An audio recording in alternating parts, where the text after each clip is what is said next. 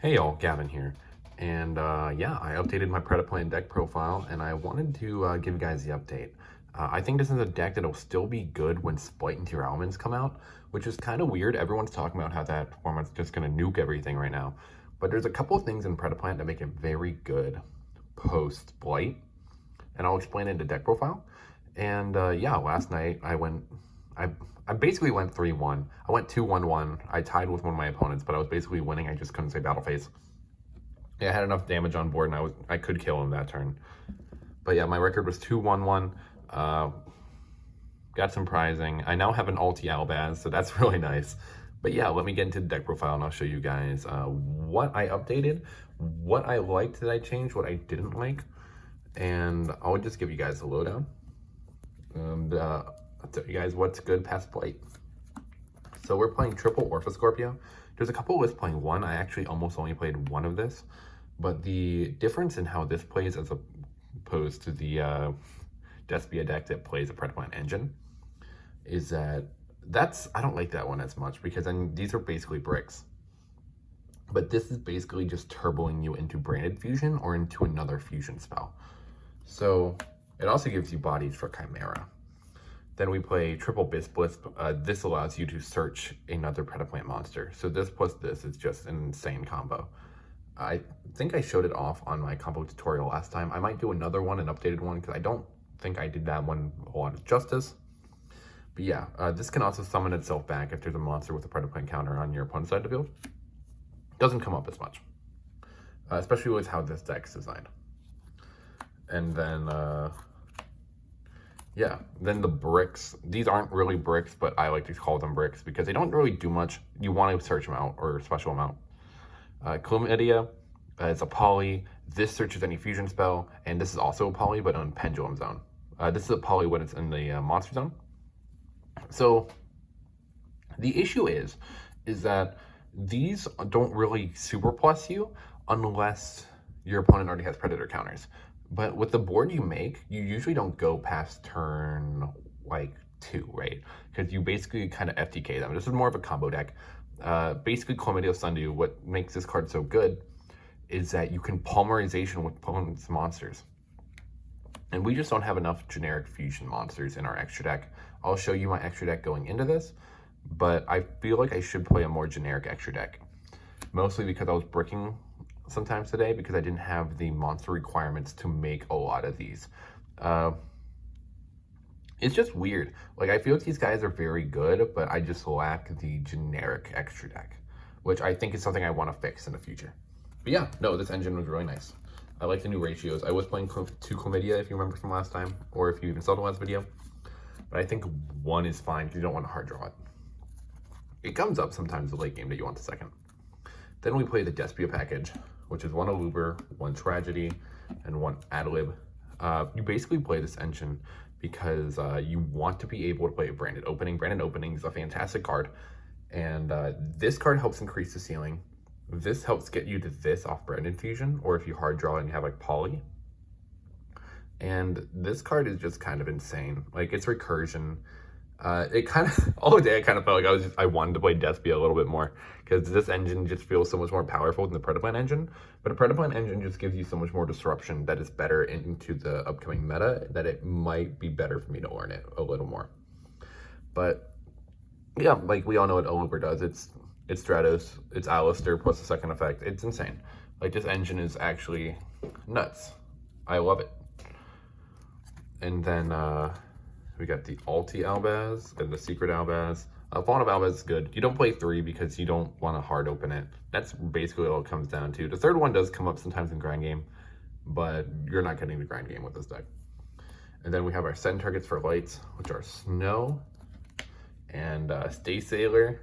I didn't want to play this card, but this card's so good. It just makes your Branded Fusion like 10 times better. It lets you either get a search or just dump from extra deck, I'm pretty sure, and get you into a free 3 Mirror Jade, sorry, free Mirror Jade. Yeah, these are good. They're both situationally good. I was breaking a lot by hard drawing this card, but you know, that happens with Yu-Gi-Oh!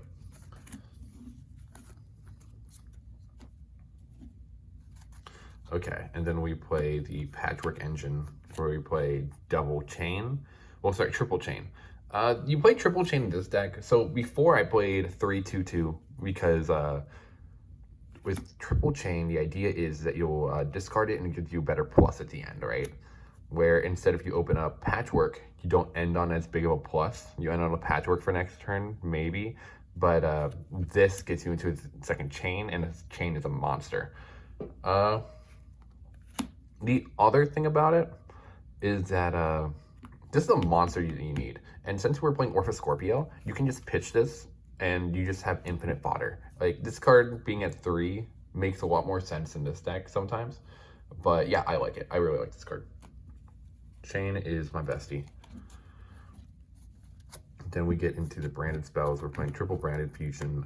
This is just, you know, like, this is the FTK. Triple branded opening. Branded red. Your wins with this deck. So surprisingly enough, this deck feels like it loses harder to Ash on branded fusion because sometimes like you're bored, like you just have a lot of empty advantage. Yeah, that's really all I can say. If they know where to hand trap you with this deck, it's really hard. It hurts a lot, but it doesn't matter. This card resolves, you win the game. Branded opening. Yeah, just like pitch Biplisp, pitch chain. It also helps protect your Millennium Eyes, which comes up a lot. And Branded red, I added in here because it's an extra disruption. It came up a lot. Having Chimera on the opponent's turn is an interaction that you don't think you'd need when playing this deck without it, but man, does it come up. It just increases the ceiling a lot and creates you hard draw like one of the other ones, like Banishment. Double Patchwork, double Poly. I kind of touched on this earlier. It's a lot better to hard draw the chain than it is to hard draw the Patchwork. I know it doesn't really make that much sense because this is a starter and chain isn't, but with the discard fodder we have in the deck, it just works. It really works. And honestly, this isn't as good in this deck as you think it would be. Yeah, also acting to generic fusions kind of hurts. And then the fusion targets for Cobra, with 1 instant fusion and 1 super poly. This card's insane right now. Against Blight, it's going to be even better in TRL. It's hard to explain unless you've really played the format. But yeah, spot removal against those decks are very good. That's also why Branded Red is also very good. You want that spot removal. Instant fusion, being able to do a 1-card engine starter, like getting you into Ambulance. And then also, if you already have everything, just getting into Millennium Eyes is very, very, very good, in case you didn't know. Building second cards, triple droplets. Droplets is insane. I think you should be playing this card if you can. If not, Chalice is very good as well. I'm not going to say Chalice isn't good, but man, droplets just feel so good. And then Foolish Burial and Call by the Grave. Call by the Grave, you know, an FTK, should be banned. Foolish Burial as just a 1-card starter. Can send either Tragedy or Biplisp. And then for the traps, Banishment and Planning. Predaplant is super, super good against Blight, if you don't know. Since they're an XYZ deck, and they can only special summon from hand if you control a level 2. If they don't have the extender, or if you hit them right before they get into everything else, you can basically just make all their guys level 1s, so that they can't do a lot of their plays. Of course, there's play arounds, but this is the FTK against Blight. So is this. It's super poly. Like, a lot of their guys are dark, so you just go into either Triffy or you go into the Starving Venom. Spot removal was very, very good against Blight. That's the main deck. Time to go into the extra. The extra is changed a lot from last time. Well, not a lot, but like for the most part. We're playing Predapower Fusion Dragon. This card comes up sometimes. Didn't come up at all today, but in testing, it's a judgment. Ambulance is a very good card. It's a 1-card starter. It's Lone Fire plus a Stratos. And then double Dracostopelia. You don't need 3. 3 doesn't come up that much. It's just a negate and is a very, very good card in Predaplanting. It's your most generic fusion, basically, so it comes up a lot. Second Starving Venom. Well, sorry. Starving Venom Fusion Dragon. My fault. This card is really, really good at outing towers. and it's just a very, very good card to begin with. I like this card. Doesn't come up as much as you think it would, but yeah, again, the second most generic fusion because everything that has a Predaplant counter becomes dark, but I don't know, I wish we had more generic fusions, basically. Double Mirror Jade, one Rebellion, and triple Albion. Okay, so I kind of explained this in my deck profile for Nats, but basically how this goes, this recycles itself back. You do not need to. Like, it could come up that you need to if it just gets impermed and stuff, but like if they know what you're doing, they're not really imperming Rebellion. And if you have Snow Engrave or any other like disruptions, like it doesn't happen as much. So the triple Albion comes up more than the second Rebellion. And oh my god, does this come up? This is nuts. Being able to play 3 of this, since you play 2 lights in deck and being able to do it twice, is really, really good. And then Double Mirror Jade, because that does come up. Your best card comes up a lot. It's follow-up plus a banish. It's nuts. I will none of this. Okay, before I said this is bad, and I will fess up to that, but right now, with Dragon Link being everywhere, this card's insane. This card is actually like nuts. You have like a super poly out to them. You can just set Albaz. It's insane. It's insane. Guardian Chimera, Aquarius, Millennium Eyes. These are your quote unquote like generics or like super polys or instant fusion targets. So this you make off of poly, or you make off of Bofa. This you make off of super poly. You need something for the Sword Soul matchup. Yeah, he's just a super good card. And he's also follow-up. A lot of people don't know about his graveyard effect. It comes up a lot.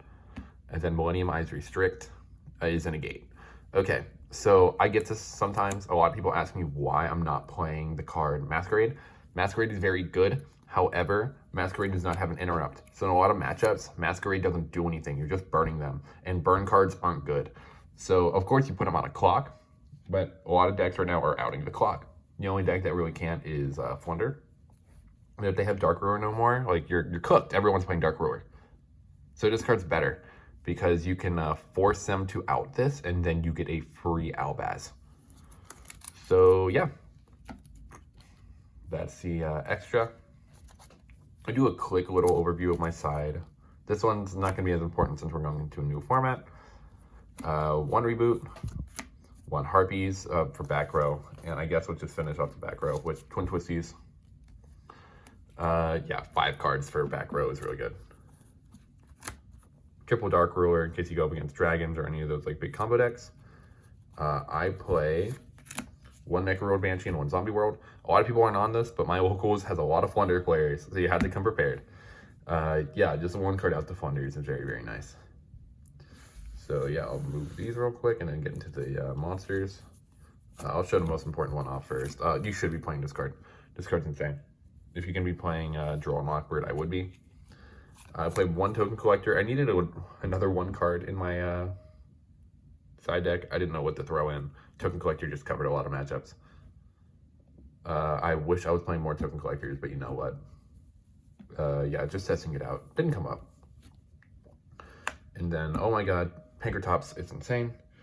I talked about this in my Nats profile as well. Shout out, go watch that if you want. This card just breaks a lot of boards. If you get Scythe locked, it gives you an extra disruption. It's a way to play around the Halki Fibrax plays.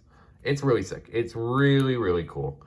I would suggest testing it out if you haven't. This card might be good again next format as well because it's just removal, but that's something I'd urge you to test.